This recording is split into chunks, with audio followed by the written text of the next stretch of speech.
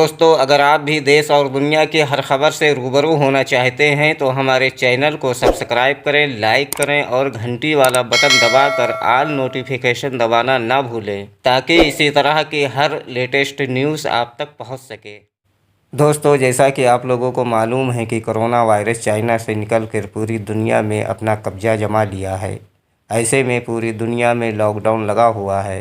लोगों को अपने घर में रहने की हिदायत दी गई है और लगभग पूरी दुनिया की मस्जिद और तमाम इबादतगाह बंद कर दिए गए हैं। ऐसे में ये सबसे बड़े इस्लामिक देश सऊदी अरबिया में कोरोना वायरस ने बड़ा कब्जा जमा लिया था। वहाँ के प्रिंस शाह सलमान ने भी लॉकडाउन का फ़ैसला लिया और सऊदी अरब की सभी मस्जिद बंद कर दी गई और लोगों को अपने घरों में रहने और इबादत करने का हुक्म जारी किया। लेकिन अब बहुत खुशी की खबर मिली है। सऊदी अरब के मक्का शहर में कोरोना जैसी वबा को रोकने के लिए पिछले 3 महीने से सभी मस्जिदों को बंद कर दिया गया था। लेकिन अब एक बहुत ही खुशी की बात आई है कि मक्का में यानी हरम शरीफ में इतवार से फिर से मस्जिदों में नमाज अदा की जाएगी। मक्का में इस्लामिक मामलों के मंत्रालय की ब्रांच ने कहा है कि स्वस्थ सावधानियों के बीच पवित्र शहर मक्का में इतवार को 1500 से ज़्यादा मस्जिदें फिर से खोल दी जाएंगी। पिछले महीने मक्का को छोड़कर बाकी पूरे सऊदी अरब की मस्जिदों को खोला गया था, लेकिन इस बार मक्का के मस्जिदों में भी नमाज अदा की जाएगी। इतवार को मक्का में करीब 1560 मस्जिद फजर की नमाज से इबादत के लिए फिर से खुल जाएंगी। मक्का में इस्लामिक मामलों के मंत्रालय की ब्रांच ने शहर की मस्जिदों को फिर से खोलने के साथ कई निर्देश भी दिए हैं, जैसे कि लोगों को सोशल डिस्टेंसिंग का पालन करना होगा, मास्क पहनना लाजमी होगा और नमाज के लिए अपनी जानमाज लानी होगी। मंत्रालय ने मस्जिदों के बंद होने के दौरान सभी मस्जिदों में सफाई और सैनिटाइजिंग का काम शुरू कर दिया है। साथ ही मस्जिदों में लोगों को जागरूक करने के लिए हुक्म जारी किया गया है।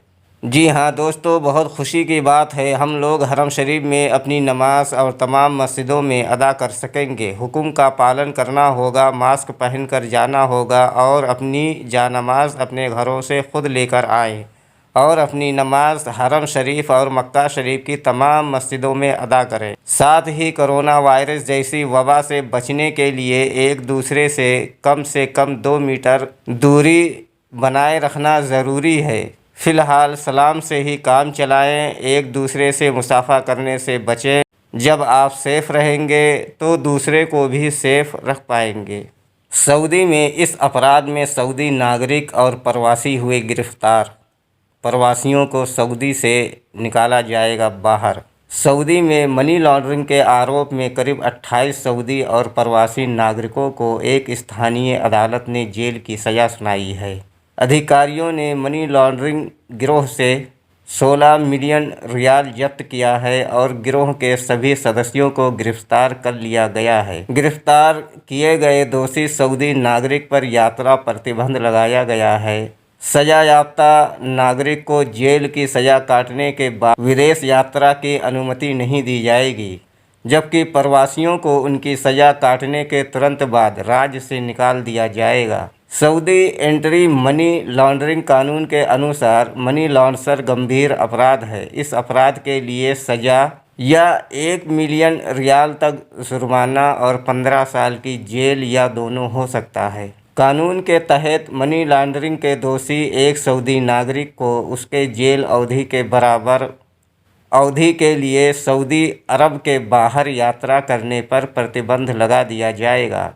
मनी लॉन्ड्रिंग के दोषी एक गैर सऊदी नागरिक को उसकी सज़ा काटने के बाद देश से निकाल दिया जाएगा। मनी लॉन्ड्रिंग के अपराध की सज़ा कम हो सकती है यदि अपराध समक्ष अधिकारियों को अपराध का पता लगाने से पहले रिपोर्ट करता है या वहां के अधिकारियों को सूचित करता है, तो इसकी सज़ा कुछ कम हो सकती है। दोस्तों, इसी तरह की हर न्यूज़ से रूबरू होना चाहते हैं और गल्फ़ न्यूज़ सुनना चाहते हैं तो हमारे चैनल को सब्सक्राइब करें, शेयर करें, लाइक करें और घंटे वाला बटन दबाकर ऑल नोटिफिकेशन दबाना ना भूलें, ताकि इसी तरह की लेटेस्ट न्यूज़ से आप पीछे ना रह सकें।